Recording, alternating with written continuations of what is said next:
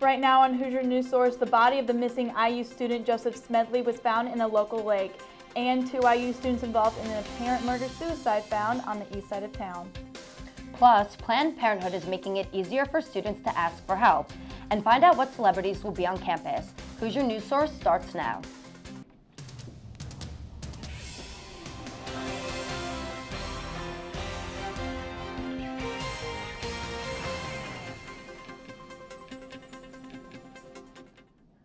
Hello and welcome to this week's episode of Hoosier News Source. I'm Marley Goodman. And I'm Elizabeth Pace. It's been a heavy crime week in Bloomington. The Bloomington Police Department recovered a body from Griffey Lake and have identified him as the missing IU student. Joseph Smedley circled the news feed when he went missing last Monday.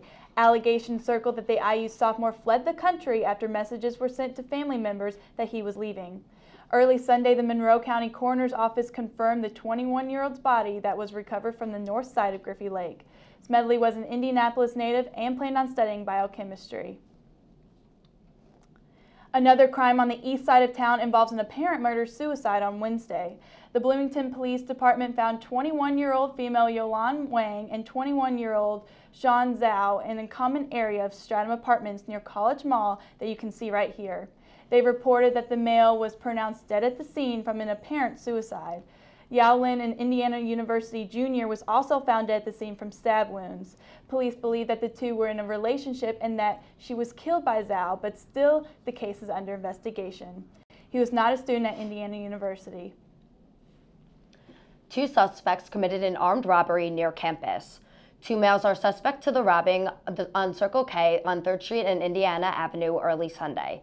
They were last seen heading west from the scene away from campus wearing all black clothing and ski masks. The 2 suspects have not yet been located, but IU alerts say we are out of immediate danger. If you have any information on this event, please call BPD or 911. A Bloomington man is being held in Monroe County Jail for allegedly dealing and possessing meth. 39-year-old Lavers Dottie was arrested on Wednesday evening in 4 separate charges.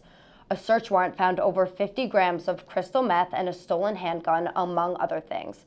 Dottie is also wanted for warrants outside Monroe County. The defunding of Planned Parenthood is a hot topic in the upcoming presidential election. One organization on campus showing their support for pro-choice. The IU Feminist Student Association showed support for Planned Parenthood on IU's campus. Planned Parenthood provides affordable and accessible health care services to men and women, such as birth control and STD testings in Ballantine Hall. FSA members provided sign-up sheets and raised awareness for Planned Parenthood supporters. Planned Parenthood is an amazing place for both men and women to get quality, affordable health care. Most places, especially in Bloomington, can't accept Medicaid patients. So if you're low income or at risk in that way, Planned Parenthood can help you. You can learn more about Planned Parenthood at www.plannedparenthood.org. A celebrity author was on campus who's making Getting Arrested a hit series. The Delta Gamma sorority hosted an event this past week with a special guest of honor. She's not only a celebrity but also an ex-convict. HNS reporter Sierra Hignite has more. Indiana University hosts many influential guests that come and speak to pass on their valuable lessons and wise words. But it's not often that the guest of honor is an ex-convict.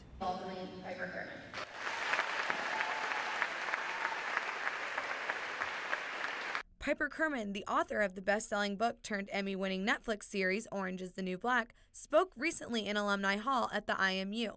She did not use her time as a behind-the-scenes tell-off from the series, but rather to share a more important story, one that led her to where she is today. But the consequences of our actions always come back to us, right, in some form or another.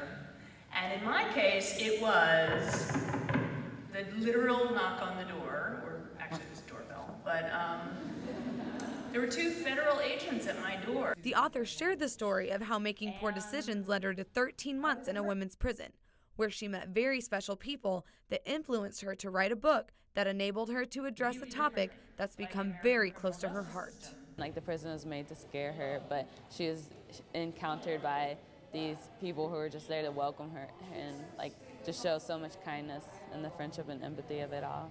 I like the justification that everyone basically has of people in prison, and just to hear that's not how it is and that people are actually different in there, and they should be considered people. She really emphasized about the humanity and trying to keep your humanity in the prison system. Though during the final Q&A, the questions were more about her experiences and how they translated to the show. Piper Kerman achieved her goal of changing people's views through her words. With Hoosier News Source, I'm Sierra Hignite. Piper Kerman did say that she and her husband enjoy the show, but that many of the storylines are made up. She urges fans to read the book for her true experience during the 13 months she spent in prison. Coming up, the U.S. Secretary of State is coming to campus. And there's a new swerve way to get to class. Stay with us for more.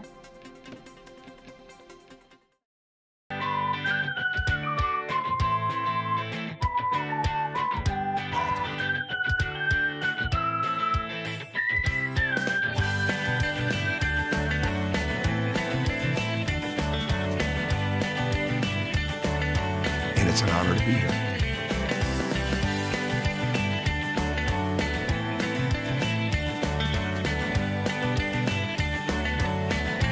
After suffering a season-ending injury in late March,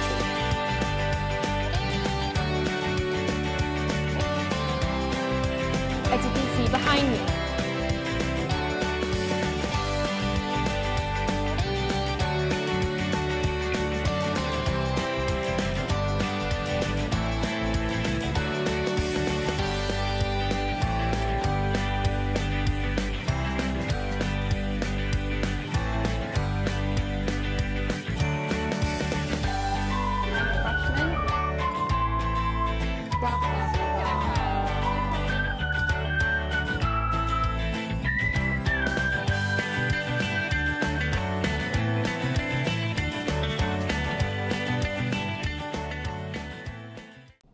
Welcome back. The Global of International Studies building is the newest addition to campus, and it's getting national notice.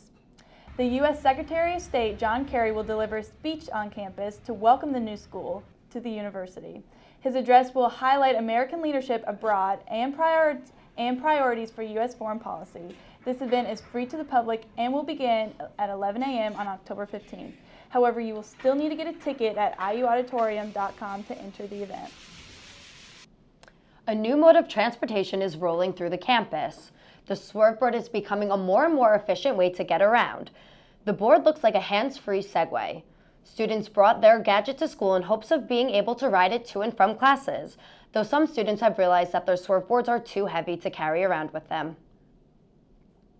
I use this to go get food down Kirkwood because I live so close, but in terms of me using it on a daily basis, which I thought I would, I ended up realizing that I don't. You can find the Swerveboard on eBay, but it'll run you about $500. IU hasn't seen a game like this in over 20 years. IU football took on Ohio State and won the biggest games of the Hoosier schedule on Saturday. Both IU and Ohio State had undefeated records this season. The last time IU earned this record was through the first four games 25 years ago. Despite the tropical storm causing a 30-degree drop, fans still packed Memorial Stadium for its first sellout game in 5 years. And for some fans, it's more than just hype. It's a tradition. I love just being out and enjoying everyone in their spirit. My papa was a diehard IU fan, and that was the only thing ever playing on TV Sunday afternoons. We knew when we was at Mama's, we was watching IU. So, did you go to the game? How was it? I did. My parents actually came up for the game. We were a little disappointed from that tropical storm. It was so cold, but you know, I've seen more people at that tailgate in that stadium than I have for any other game, so it was definitely a good show. Still definitely a good game to watch. Yep. Well, that's all we have for you this week. For more campus and local news, visit our website at iustv.com. And you can like us on Facebook at IUSTV News and follow us on Twitter at Hoosier NW Source. Thanks for watching and see you next week.